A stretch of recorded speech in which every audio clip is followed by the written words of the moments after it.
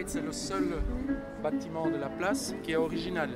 Ah, Tout le reste existait en bois, mais a été détruit par un bombardement fin du XVIIe siècle.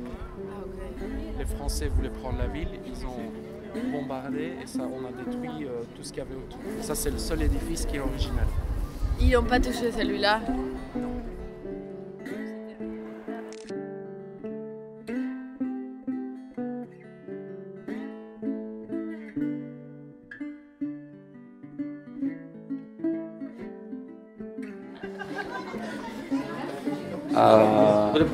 Qu'est-ce qu'on va faire aujourd'hui, les amis?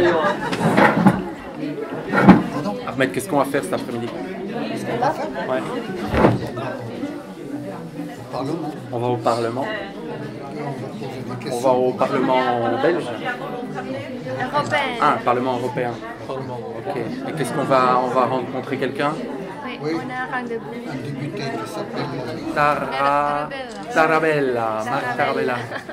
On avait dégagé combien de questions? 12 questions. Les questions importantes, ça concerne quoi, Monica? L'immigration, L'immigration. sur l'avenir de l'Europe. Et on y va Aussi comme les personnes sans papier. aussi, on va demander quoi pour les personnes sans papier. Et est-ce qu'on va visiter ça comme ça sort de nulle part, ou est-ce que ça s'inscrit dans quelque chose de plus large? Ça crée le programme cool. You cool. Ouais, cool, ouais. C'est un programme européen, un projet européen pour entre trois pays, à mon avis, Italie, Grèce et Roumanie. Roumanie et Belgique. Et la Belgique. Déjà, oui, voilà, la Belgique, justement. pour discuter ou... Discuter sur l'Union européenne avec les autres Européens en Italie, en Grèce, en Roumanie. Ok. Sur les droits, non? Sur les droits, par exemple. Pour s'informer. Pour s'informer. Ou pour peut-être Ou donner de, son avis. proposer d'autres choses. Changer les idées. Et il faut aussi voir s'il peut modifier quelque chose. Modifier, proposer. Oui. Proposer, modifier C'est une critique. des choses en Europe. C'est une critique. Une critique, c'est pas... ça peut être positif, ça peut être négatif. Donc il y a un mot en fait qui revient les derniers temps, les dernières années dans certains pays européens. Ça s'appelle chez les citoyens européens l'euroscepticisme. Euroscepticisme. Euroscepticisme. Donc, Tu comprends? qu'est-ce qui se passe dans la semaine, dans les 7 jours? Non. Euroscepticisme. Euroscepticisme. Euro, on comprend. Oui, Scepticisme, c'est en anglais, je crois, peut-être. oui, sceptique. Qu'est-ce que ça veut dire ça? Qui ne croit pas. Ah, qui doute. Qui doute, voilà. Pas de confiance. Qui manque de confiance, voilà. Euroscepticisme. Est-ce qu'il y a un pays qui est sorti de l'Union européenne? Oui. Il est en train de sortir. Le Royaume-Uni est en train de sortir. Est en processus. Le Royaume-Uni. Ah non, monsieur, vous êtes... La Grande-Bretagne. Pourquoi est-ce qu'un pays voudrait sortir de l'Union européenne? Et il ne veut pas soutenir les autres pays de l'Union européenne. Il préfère être indépendant. Seulement la Grande-Bretagne, l'Angleterre. Pourquoi elle préfère être indépendante? Parce que leur monnaie, c'est plus fort. Ah, ok. Moi, je pense que la problème, ça vient de la crise migratoire. La crise d'immigration. Crise migratoire? Oui. De la dernière année, les dernières deux années, ça fait un grand problème. L'Allemagne, Belgique et Autriche. Il y a presque 1 million d'immigrants dans les derniers 2 ans. Donc peut-être un pays comme Danemark ou Norvège peut-être, il peut bien se protéger ses frontières et ses Ah ouais, tu économies penses que contre ça pourrait les être un migrants et problème? tout. C'est un problème économique ou c'est un problème de mentalité? Mais surtout, ça vient à la fin, un problème économique, à la fin. Ouais. Mais il y a ça passe dans toutes les... On regardera une fois une vidéo qui explique l'apport économique des migrants, Oui, voilà. qui est beaucoup plus élevé que ce que les gens pensent. Les gens pensent très souvent que les migrants coûtent, mais les migrants ramènent plus d'argent que ce qu'un État ne dépense pour eux. Donc il y a vraiment une fausse idée là-dessus. C'est la question que je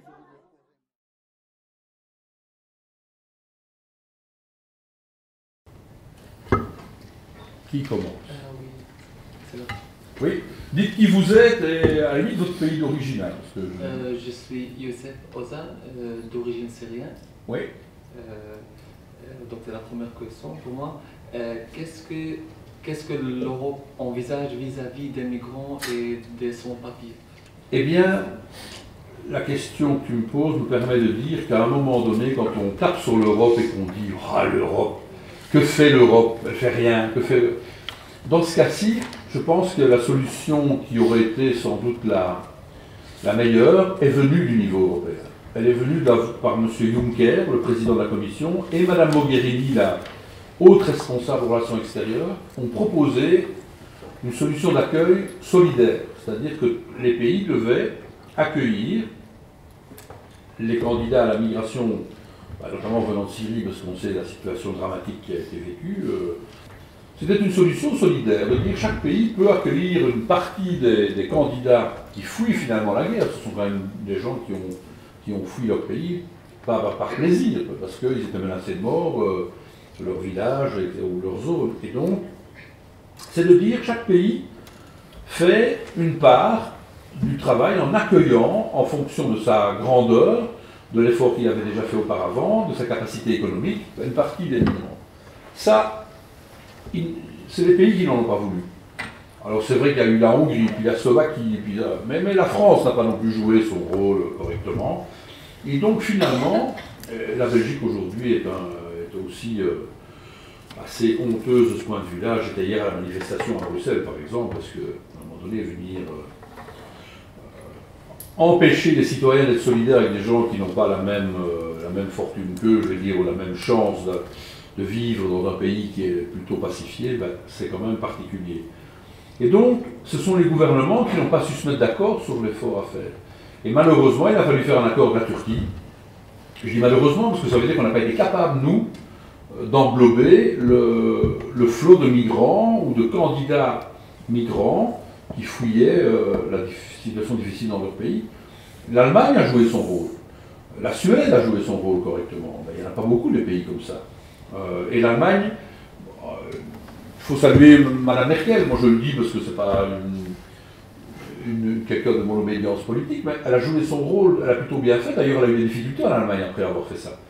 Mais il faut dire aussi que l'Allemagne a besoin de main-d'œuvre. L'Allemagne, s'il n'y a pas de migrants, dans 40 ans, il n'y a plus que 60 millions d'Allemands ou 50 millions d'Allemands, et peut-être dans un siècle, 20 millions d'Allemands. Ils vont s'éteindre, les Allemands, puisqu'ils font 1 enfant, 2 par famille. Donc la population allemande d'Allemagne diminue. S'il n'y a pas de migrants, il n'y a pas non plus le développement économique. Donc l'Allemagne a besoin de migrants, elle n'est pas le seul pays, pour finalement faire tourner l'économie. Mais voilà, l'Allemagne a joué son rôle, puisqu'il y a plus d'1 million de migrants qui ont été intégrés dans la société allemande. Et malheureusement, ce n'est pas le cas des 28 pays. Et donc la solution qui était proposée n'était pas mal. D'ailleurs, nous les Belges, il y a quelques années, on a eu quand même pas mal de migrants venant du Kosovo. Quand il y avait un contingent de 5000 personnes à Bruxelles répertoriées comme candidats migrants et acceptées, eh bien, chaque commune devait faire un effort et les accueillir. Mais bon, j'ai assez dit pour répondre à votre question. Il y a d'autres questions, j'imagine. Oui. Pardon, pour la première partie, il y a pour la situation de sans-papier. Oui.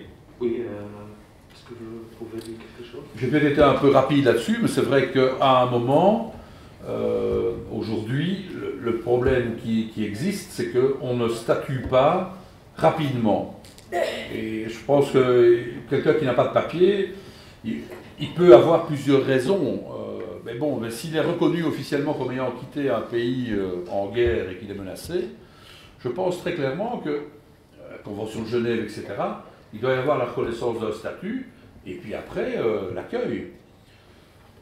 Maintenant, je ne vais pas vous raconter n'importe quoi non plus, on ne peut pas accueillir tout le monde, c'est impossible. Sinon, je crois qu'à un moment donné, il faut que l'administration puisse instruire le dossier, puis dire c'est OK, alors si c'est OK, il y a un accueil décent qui doit être fait. Si c'est pas OK, ben voilà, sans doute c'est le retour, ou alors... je sais que l'Europe aujourd'hui peine à être solidaire, notamment, et c'est ça qui pose problème, c'est que les mêmes pays sont, allez, quand les candidats migrants viennent, l'Italie est en première ligne, la Grèce aussi, et il n'y a pas de solidarité, parce qu'on dit Dublin, c'est le pays premier où vous arrivez.